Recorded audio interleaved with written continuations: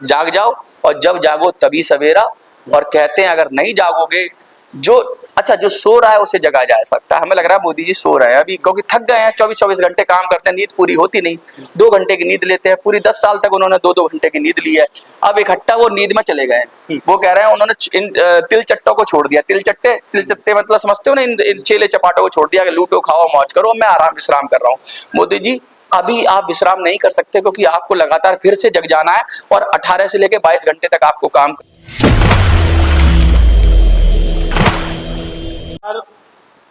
बात सिर्फ बुजुर्गों की होगी और तब तक होती रहेगी जब तक उनको इंसाफ नहीं मिल जाता, जब तक उनको हक नहीं मिल जाता। मैं बात कर रहा हूँ EPS 95 के पेंशनर, वो बुजुर्ग जो लगातार जिन्होंने इस देश के लिए अपनी सेवाएं दी और संघर्ष कर रहे हैं अपने हक और हकूक़ के लिए, लेकिन उन्हें कुछ नहीं मिल रहा। दोस्तों, आज मैं बात करने जा रहा हूँ कि किसी चीज़ को प्रदान करवाने के लिए सबसे अहम रोल होता है समाज का। हम जिस देश में रहते हैं वो एक लोकतांत्रिक देश है, डेमोक्रेटिक कंट्री है और बहुत बड़ा लोकतंत्र है, विश्व प्रसिद्ध लोकतांत्रिक देश है।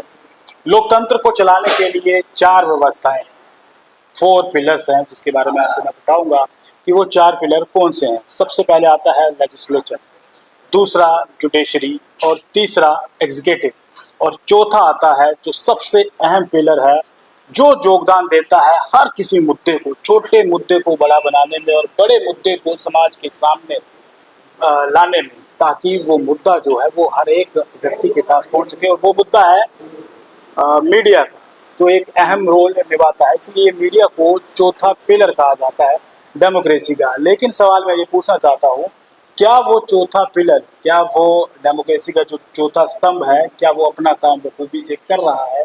क्या वो सक्षम है इस दौर में बिना किसी के इशारे पर चले हुए एक स्वाभाविक तौर पर कार्य प्रणाली को चलाने के लिए? चौथा पिलर, ये सब आप देख सकते हैं कि सोशल मीडिया पर बातें होती हैं कि इस समय जो एक बहुत बड़ा मीडिया है, नेशनल मीडिया हमारा, उसको गोदी मीडिया का नाम दिया गया है। ये सवाल मैं इसलिए कर रहा हूँ क्योंकि आप लगातार देख रहे हैं पिछले 10 सालों से बुजुर्ग जो हैं वो अपनी लड़ाई लड़ रहे हैं। EPS 95 की पेंशन को लेकर, EPFO फंड के जो पैसा है उसको लेकर लड़ रहे हैं। सोशल मीडिया पर लगातार उनकी आवाज़ उठाई जा रही है, धरने प्रदर्शन वो कर रहे हैं और सोशल मीडिया ही लगातार उनकी आवाज़ उठा रहा है। लेकिन उन बुजुर्गों का ये लगातार सवाल रह रहा है कि नेशनल मीडिया उनको कवर क्यों नहीं करती, चाहे वो रामलीला मैदान हो, चाहे वो जंतर मंतर का वो ऐतिहासिक स्थान हो जहाँ से आवाज़ देश विदेश में गूंजती है, लेकिन उनको कोई कवर ही नहीं कर रहा, तो उनकी आवाज़ सरकार तक पहुँचेगी कैसे? जब वो बुजुर्ग यहाँ पर आते हैं, धरना प्रदर्शन करते हैं, तो उनकी आवाज़ कोई सुनता ही नहीं है। क्या कारण है? क्यों मीडिया उनको दरकिनार कर रही है? क्यों बुजुर्ग बूढ़े हो गए हैं, उनको देश को उनकी जरूरत नहीं है? क्या यही कारण है? और क्या लगता है आपको क्या लगता है कि क्यों आखिरकार दरकिनार किया जा रहा है इन चीज़ों को? और जो हमारा मीडिया है, चौथा पिलर डेमोक्रेसी का, वो क्यों फेल हो रहा है अपने कार्य प्रणाली को पूर्ण रूप से करने के लिए? आज फिर एक साथ मेरे साथ मौजूद हैं मनोज स्वराजी साहब, जिन्होंने बेड़ा उठाया है लगातार बुजुर्गों की बात करने के लिए। मनोज साहब, मैं किसी चीज़ की बात नहीं करूँगा। और एक और सवाल आज मैं आपको बता दूँ, तो कुछ बुजुर्ग थे, पेंशनर थे, जो हमें लगातार ये कह रहे थे कि हम नीतीश बाबू से मिलना चाहते हैं, चंद्रबाबू से मिलना चाहते हैं, और आज हम नीतीश बाबू के कार्यालय में आए थे विशेष इसी करके कि उनसे मिल सकें और आपकी बात जो है, आपकी फाइल जो है फिर से एक बार उन तक पहुँचा सकें। किसी कारणवश वो हमें नहीं मिले हैं, लेकिन हम जो है आपका मुद्दा लगातार इसी तरह से उठाते रहेंगे। बात मैं कर रहा था 4th पिलर की, डेमोक्रेसी के 4th पिलर यानी कि मीडिया की। जनाब, मीडिया क्यों फेल हो रहा है? क्यों बुजुर्गों की बात नहीं की जा रही? क्यों सोशल मीडिया पर सिर्फ उनकी बात हो रही है? नेशनल मीडिया पर जहाँ पर इतनी बड़ी बड़ी डिबेट होती हैं, जहाँ पर हर विपक्ष का नेता हो, जहाँ कोई सोशल एक्टिविस्ट हो, वहाँ पे बैठकर डिबेट्स करते हैं, लेकिन बुजुर्गों की बात कोई नहीं करता। क्यों लगता है कि मीडिया फेल हो? सबसे पहले तो ये बात कहूँगा मैं आपको, सभी बुजुर्गों को प्रणाम। मीडिया कभी फेल नहीं होता है। जब कोई चीज़ पुरानी हो जाती है, जब कोई चीज़ में जंग लग जाता है, जब कोई चीज़ खराब हो जाती है, तो उसकी जगह कोई नई चीज़ ले लेती है। क्योंकि नेशनल मीडिया में जंग लग गया था, नेशनल मीडिया पुरानी हो गई थी, उसमें अवरोध उत्पन्न हो गए थे, उसमें विकार उत्पन्न हो गए थे, और वो मीडिया ना रह के गोदी में बैठ गया था किसी की। इसलिए उसकी जो वैक्यूम क्रिएट हुआ, वो वैक्यूम आप जैसे पत्रकारों ने भर दिया, और आज मीडिया वो नहीं है। आज वो गोदी मीडिया है और आप मीडिया है, और आपकी कही हुई बात दूर तक जाती है। तो अब कोई मलाल नहीं होना चाहिए कि मीडिया कोई बात आपकी उठाएगा नहीं, क्योंकि उसको मीडिया मानो ही मत जो मीडिया का काम ना करे। तो सबसे पहले तो उसको मीडिया कहना बंद करो। होगा कोई बड़ा आदमी, होगा कोई करोड़पति, होगा कोई अरबपति, लेकिन वो जो कुछ भी है वो मीडिया नहीं है। वो गोदी मीडिया कह सकते हो, गोदी मीडिया में उसमें भी मीडिया शब्द आ रहा है, तो मुझे लगता है कि वो गोदी है, वो मीडिया भी नहीं है। और मीडिया तो मीडिया होता है, मीडिया का मतलब है माध्यम, और माध्यम जिससे आपकी बात अभिव्यक्त हो, और जो जिसकी बात बोले, जो देश की बात बोले, वो देश का मीडिया, जो किसी व्यक्ति की बात बोले, वो व्यक्ति का मीडिया। तो देश की बात बोलना बहुत जरूरी है, और देश की बात, देश की करोड़ों लोगों की बात, देश के EPS 95 के पेंशनरों की बात, उनके दिल की धड़कनें चीत्कार करके, चिल्ला चिल्ला कर यही कह रही हैं कि हमें इंसाफ दो, हमें इंसाफ दो। बजट में भी हमें कुछ नहीं दिया और कुछ भी नहीं दिया। और एक बात और बताऊं, आपने मीडिया की बात की, बहुत अच्छा आपने आज शुरुआत की, और जबरदस्त शुरुआत की अरुण जी।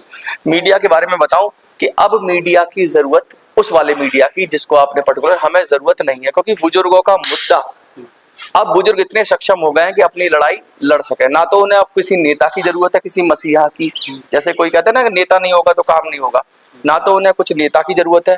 मेरा यही प्रयास है, अब ना उन्हें मीडिया की जरूरत है, क्योंकि हर व्यक्ति अगर अपनी बात कहने में समर्थ हो गया तो व्यक्ति भी तो एक माध्यम है कहने का। और उसने 11 लाख की चेतावनी दी है प्रधानमंत्री जी को, उन्होंने कहा है कि भाई हम 11 लाख की चेतावनी दे रहे हैं, और हम 1 to 1 पूछेंगे तो 11 लाख लोग अगर खुद ही पूछ रहे हैं तो वो अपने आप में समर्थ है, वो अपने आप में मजबूत है, वो अपने आप में सक्षम है, वो अपनी बात कह सकते हैं। क्योंकि जो कह नहीं सकता उसी के लिए तो माध्यम की जरूरत है। लोगों को कहना सिखाना है, लोगों को मीडिया का काम जो करता है। लेकिन फिर भी एक माध्यम है जिसको पूरी दुनिया देखती है, ना कि पूरी दुनिया देखती है, सिर्फ भारत की बात नहीं कर रहा हूँ, हमारा जो नेशनल मीडिया है उसको पूरी दुनिया देखती है। क्यों नहीं वहां पर एक भी बुजुर्ग को बुलाया जाता है? क्यों नहीं उस बुजुर्ग के बिठा के डिबेट करवाई जाती है कि भैया आपका पैसा क्यों नहीं मिल रहा है, क्या कारण है? क्या बुजुर्ग वो इतने पावरफुल नहीं है, या फिर वो अपने इशारे पे मीडिया को नहीं पहुंचा सकते? यही कारण है कि उनको नहीं बुलाया जाता। देखिए, हमारे यहाँ तो एक कहावत थी कि जो चीज काम की ना हो ना, जो आपके काम नहीं आती है उसको फेंक देना चाहिए, उस पर चर्चा भी व्यर्थ होती है। मैं बताऊं आपको कैसे। देखो, एक व्यक्ति बोलता है और हजारों व्यक्ति सुनते हैं, ऐसा जनरली ये तरीका होता है कि एक बोले हजारों सुने, तो उससे क्या होता है, उस व्यक्ति का बड़ा प्रभाव होता है। अब इनकी कोई सुन नहीं रहा है, अगर इन पे आप बोलेंगे भी तो इनकी कोई सुन नहीं रहा है, क्योंकि ये अपने तरीके से बात करते हैं। तो अब हर व्यक्ति बोले, मेरा प्रयास ये है कि हर व्यक्ति 1 to 1 बोले और सब लोग सुने। और देखिए, वही हमारा लक्ष्य है कि ज्यादा से ज्यादा लोग सुने। और आज उसी लक्ष्य को लेके हम आए हैं। आज हम यहाँ भी आए, JDU के ऑफिस में आए, हम कल चंद्रबाबू के नायडू के ऑफिस में भी जाने की कोशिश करेंगे। हम जानने की कोशिश करेंगे कि भाई अब हमें नेता लगातार, आपको देख रहे हो, लगातार इस सदन में हर दिन EPS 95 की आवाज उठ रही है, कोई ना कोई सांसद उठा रहा है। और अब आवाज ये दबने वाली नहीं, अब मीडिया की जरूरत नहीं, अब सांसद भी उठाने लगे इसको। और आवाज तो उठी रही थी, बहुत पहले से उठ रही थी। आवाज उठाना कोई EPS को ये नहीं है कि ये मुद्दा कोई जानता नहीं है या मुद्दा जाना पहचाना नहीं है, सबको पता है कि ये प्रॉब्लम है, प्रधानमंत्री को भी पता है प्रॉब्लम है। बस अब जनता उनका कान उमेट कर, प्रधानमंत्री जी का बड़ी ये नहीं करना चाहिए। जनता का मतलब, इसका आप मुहावरे की तरह लीजिए इसको, कहीं ऐसा ना समझे कि प्रधानमंत्री जी के लिए मैं कुछ कह रहा हूँ। जनता को नकेल कसनी पड़ेगी सरकार की, और जनता को नकेल कसनी पड़ेगी प्रधानमंत्री जी की भी, कि इधर भी ध्यान दो। और जनता जनार्दन है। 3 राज्यों के चुनाव आ रहे हैं, महाराष्ट्र का आ रहा है, हरियाणा का आ रहा है, और एक और राज्य का चुनाव आ रहा है अभी, और फिर दिल्ली का भी चुनाव आएगा। तो ये 3 राज्यों के चुनाव बहुत क्रूशियल हैं। इसमें दूध का दूध और पानी का पानी होने वाला। लगभग 10 से 15 लाख के करीब, मुझे अभी एग्जैक्ट फिगर नहीं है, EPS पेंशनर्स महाराष्ट्र में हैं। 15 लाख, 13 से 15 लाख के बीच में है। और समझिए 15 लाख, एक परिवार में 8-10 लोग होते हैं, तो आधा करोड़ जनता महाराष्ट्र में बैठी हुई है ना। आप कह रहे हैं कि जब कोई बुजुर्ग हो जाता है वो खोटा हो जाता है, तब वो खोटा हो जाता है, और जब भी वोट बैंक की बात आ जाती है, जब भी चुनाव की बात आ जाती है, वो सोना हो जाता है। और दूसरी बात ये, जब भी यहाँ पर ये जंतर मंतर का ऐतिहासिक स्थान है, जहाँ से बड़ी बड़ी आवाजें और जहाँ से बड़े बड़े मंत्री निकले हैं, ये वही स्थान है जहाँ पर जब धरना प्रदर्शन होता है। मैं आपको बता दूं, जहाँ पर एक जो धरना प्रदर्शन कोई भी होता है, अगर वहां पर कोई बड़ा नेता या सांसद कोई आ जाता है, जहाँ किसी पार्टी का वो धरना होता है, पूरी नेशनल मीडिया की यूनिट लग जाती है। 70 से 80 गाड़ियां यहाँ पर लग जाती हैं। इतने लोग धरने में नहीं आए होते जितने की नेशनल मीडिया के जो व्यक्ति हैं वो यहाँ पर आए होते हैं, मीडिया का स्टाफ यहाँ पर आया होता है, मैं आपको बता दूं। और जब कोई आम व्यक्ति यहाँ पर धरना करने के लिए आता है तो मैं आपको बता दूं कि कौन होता है, आप जैसे, हम जैसे सोशल मीडिया वाले, वही आपके बाद हो जाते हैं। वहाँ पर कोई सोशल बड़ा मीडिया नहीं होता, मीडिया हाउस नहीं आता। क्यों नहीं आता, ये तो मैं आपसे सवाल पूछना चाह रहा हूँ ना, क्यों नहीं आता वो? ना आए, हाँ, ठीक है, हमें जब चाहिए ही ना है तो फिर वो ऐसे लड़ते रहेंगे जिस तरह से 10-11 साल हो गए हैं उनको लड़ाई लड़ते हो, 10-12 साल हो नहीं। गए मीडिया का रोल मैंने कहा ना खत्म हो गया। हाँ। अब सरकार का रोल आ गया। मीडिया का रोल होता है कि सरकार तक आपकी बात पहुंचाती। मीडिया कोई न्याय नहीं दिलाती आपको। कंटिन्यूसली आवाज पहुंचनी भी चाहिए ना, माध्यम होना चाहिए ना। माध्यम अब दूसरा हो गया। हाँ। माध्यम सोशल मीडिया हो गया, माध्यम आप हो गए, मैं हो गए। प्रतिदिन EPS 95 पर 100 से 150 वीडियो बनती है, प्रतिदिन 1 करोड़ के करीब। सोशल मीडिया हो गया ना। हाँ, सोशल तो मीडिया। फिर उस नेशनल मीडिया को ये नहीं कहना चाहिए ना कि हम राष्ट्र की बात करते हैं, नहीं। राष्ट्र प्रथम है। नहीं, तो ये बात नहीं कहनी चाहिए। वो गोदी की बात करते हैं, वो गोद में बात करते हैं, वो राष्ट्र की बात नहीं करते। राष्ट्र की बात तो सोशल मीडिया ही करता है। और देखिए, माइक से माइक बढ़ रहे हैं तो एक क्रॉस आ गया, लेकिन मैं आपको ये बताऊं कि हम भिड़ नहीं रहे, हम और विस्तार से इस बात पे चर्चा कर रहे हैं। और पॉलिटिशियंस को, बड़े बड़े पॉलिटिशियंस को, खासकर जनता की भी ये डिमांड थी कि चाहे वो नीतीश कुमार जी हो, चाहे चंद्रबाबू नायडू हो, ऐसे पॉलिटिशियन से कुछ उम्मीद दिख रही है। लेकिन मुझे इंडिविजुअल उम्मीद नहीं लगती, मुझे नहीं लगता। फिर भी उनकी डिमांड पर हम लोग आ रहे हैं, हम लोग कोशिश कर रहे हैं। लेकिन यहाँ भी जब कहते हैं कि इनका सबका जो मेन आदमी है उसको वही नहीं है, उससे ही मिलके कर लिया तो इनसे ही क्या होगा। लेकिन कोशिश करने वालों की कहते हैं हार नहीं होती। और मोटी बात है, जन जागरण जगाना है, सबको खड़ा कर देना है और सबको मजबूत होना है, ये लक्ष्य है। अगर सब मजबूत होगा तो किसी भी सरकार को हम बना सकते हैं, बिगाड़ सकते हैं। और ये एक्सपेरिमेंट अब ये 3-4 चुनावों में होना चाहिए। और लेकिन अब दिक्कत ये है कि हमें अच्छी से रणनीति बनानी है, कहीं ऐसा ना हो कि हमारे EPS 95 के वोट बैंक को कोई यूज कर ले जाए, विपक्ष का बोल के यूज कर ले जाए। करना उसे भी कुछ नहीं, लेकिन वो अपनी सरकार बना ले, हम तो वहीं के वहीं खड़े हो जाएंगे। तो बहुत सारे प्रॉस एंड कॉन्स हैं, ये सब देखा जाएगा और देख कर निर्णय लिया जाएगा। 31 तारीख तक, 31 जुलाई तक हम लोग 11 लाख की चेतावनी कर रहे हैं। उसके बाद एक धरना भी होगा। मुझे ऐसा लगता है कहीं ऐसा ना हो कि जो सरकार में जो उथल पुथल मच रही है, जो आवाज उठ रही है, कोई उठाना नहीं चाहता था बुजुर्गों की आवाज, लेकिन अब सब सांसदों को डर है चुनावों का, तो वो भी उठा रहे हैं, विपक्षी सांसद भी उठा रहे हैं, क्योंकि उनको लगता है कि सिंपैथी ले लेंगे। लेकिन ठीक है, अभी भी जो बड़े बड़े टाइकून हैं वो नहीं उठा रहे, क्योंकि उनको पता ही नहीं है, ये ऊपर ऊपर से ही उड़ते रहते हैं। इनकी जड़ें कट जाएंगी सारी, और जड़ें कट के पता नहीं क्या होगा। कहते हैं ना, डार्क हॉर्स, काला घोड़ा, जब रेस लगती है तो कोई काला घोड़ा निकलता है। काला घोड़े का, डार्क हॉर्स का मतलब ये है कि पता नहीं अब बुजुर्ग किसको बना दें, पता नहीं बुजुर्ग तय करेंगे कौन मुख्यमंत्री होगा। बुजुर्ग कमजोर नहीं है, वोट की पावर तो है ही, उनपे अनुभव की पावर भी है, उनपे बहुत सारी चीजों की पावर है, और वो करोड़ों में है, संख्या में भी है, बुद्धि में भी है, अनुभव में भी है, सब चीज में। और देश का सबसे बड़ा वोट बैंक है, जो किसी जाति धर्म में बंधा हुआ नहीं है। इसमें सब धर्म के लोग हैं, सब जाति के लोग हैं, सब वर्ग के लोग हैं, और सबके परिवार से एक एक बुजुर्ग तो होगा ही। मुझे लगता है देश के अंदर अगर 80 करोड़ परिवार होंगे, 80 करोड़ परिवार हो, 80 करोड़ परिवार तो नहीं होंगे, खैर 50 करोड़ के करीब लगभग परिवार होने चाहिए मेरी समझ से। और जॉइंट परिवार कहेंगे तो और कम हो जाएगा, और 30 करोड़ आप 30-40 करोड़ के करीब परिवार होंगे। और मुझे ऐसा लगता है कहीं ना कहीं उनके परिवारों में आगे पीछे या साइड से चाचा भतीजा जो कुटुंब में कोई ना कोई EPS 95 का बंदा होगा, जरूर होगा। या फिर वो जरूर होगा जो कंट्रीब्यूट करता है, और या फिर वो जो पेंशन लेता है। और दूसरी बात ये है कि अब ये जो इसका और बड़ा क्षेत्र बढ़ा रहा है, EPFO को और बड़ा कर रहा है, EPFO एक ऐसी गाय है, मैं तो इसको कहता हूँ सरकार के लिए, जनता के लिए नहीं, सरकार के लिए कामधेनु गाय है। कामधेनु गाय क्या होती है? जितना भी दूध निकाल लो, कितना भी चीज निकाल, कुछ नहीं बोलेगी, लेते जाओ लेते जाओ लेते जाओ। ये देश की जनता है, और ये EPFO जनता कामधेनु गाय है, और EPFO उसमें से दूध निकाले जा रहा है, निकाले जा रहा है, निकाले जा रहा है। अब उसकी भी कहते हैं ना, भगवान कृष्ण को भी गुस्सा आया था, कह रहे 99 गाली देनी है, 100वीं गाली दोगे तो सर काट देंगे। तो अब वो माहौल आ गया है कि अब ये अति हो गई है, और अति सर्वत्र वज्रते, ये शास्त्रों में भी कहा गया कि अति किसी भी चीज की बुरी होती है। अति थी, इतनी सारी मीडिया लगाई, इतने सारे एग्जिट पोल लगाए, फिर भी 400 पार खुश हो गया ना, सब पूरा जोर लगा लिया, पूरा पूरा पूरा पावर हाउस लग गया, सारे बड़े बड़े उद्योगपति लग गए, बड़े बड़े लोग लग गए, एग्जिट पोल में जिता दिया गया 400 पार। फिर क्या हुआ? टाटाफुस। वो तो इतना बड़ा, जब मतलब इतना बड़ा वो बनाया था, एक हवा बनाया था शाइनिंग इंडिया वाला, जिस तरह का हुआ, तो वो हुआ फुस हो गया ना। तो ये कितना भी हुआ बना ले, अब इनको भी रियलिटी पता है। लोग थोड़े भ्रमित थे, अब पूरी तरह से क्लियर हो गया। अगर इन्होंने अब नहीं सुधरे, अगर अब इन्होंने जिनको जो हक है वो नहीं दिया, तो इनको बड़ी मुश्किल होने वाली है। और मुझे लगता है कि अब राज्यों की सरकारें खोना शुरू करेंगे ये लोग, और जाते जाते ये कहीं ऐसा ना हो पार्टी का ही मूलतः पूर्णतः सफाया ना हो जाए। क्योंकि अगर इन्होंने अब भी सही सही सब्जेक्ट पे नहीं आए, इधर उधर नाचते रहे कूदते रहे, तो इनका सफाया होने तय है। क्या कहेंगे आप?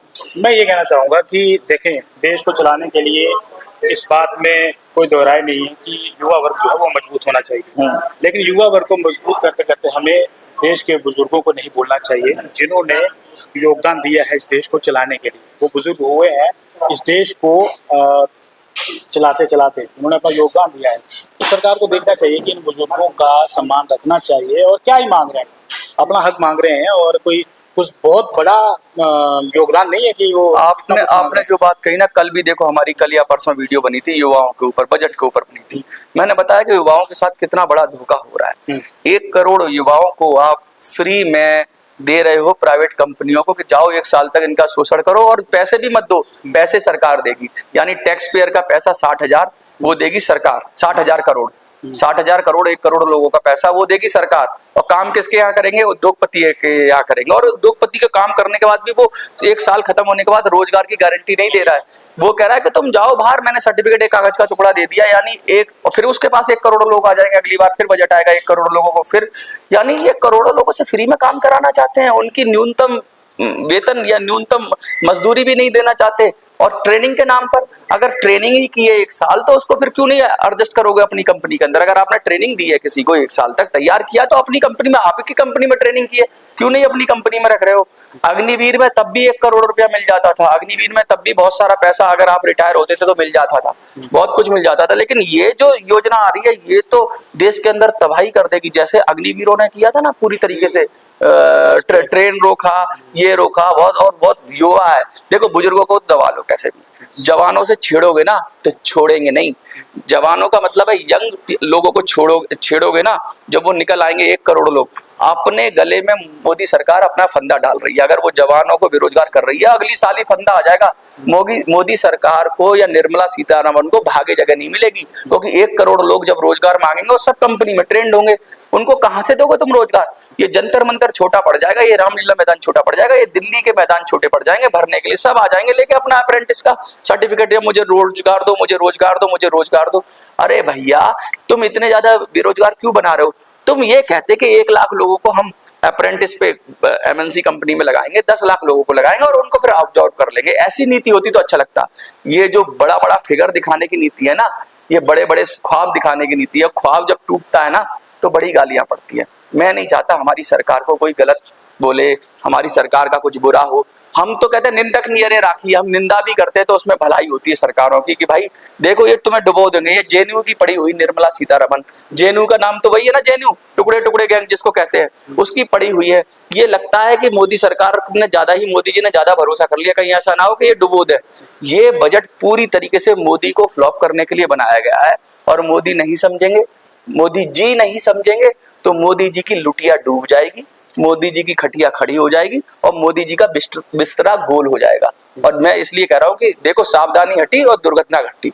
मैं तो हाथ जोड़कर प्रार्थना करता हूं, मोदी जी आप इतना सम्मान है देश में आपका, आपने अपनी मेहनत से कमाया है। इन चमचों के चक्कर में मत फंसो, इन चमचों के चक्कर में मत फंसो। ये जो संपत्ति का, देश की संपत्ति का बंदरबाट हो रहा है, इसे रोको, और सीधा सीधा जिसका जो हक है वो दे दो, एक्स्ट्रा मत दो।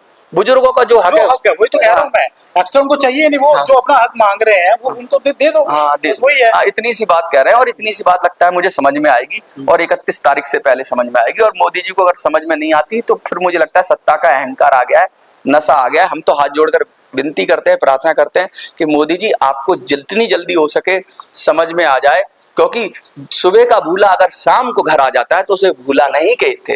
मोदी जी आप थोड़ा भूल गए थे, आपको देश ने सर आंखों पे बिठाया था, आप भूल गए हो। याद कर लो, हम तो याद दिला रहे हैं आपको।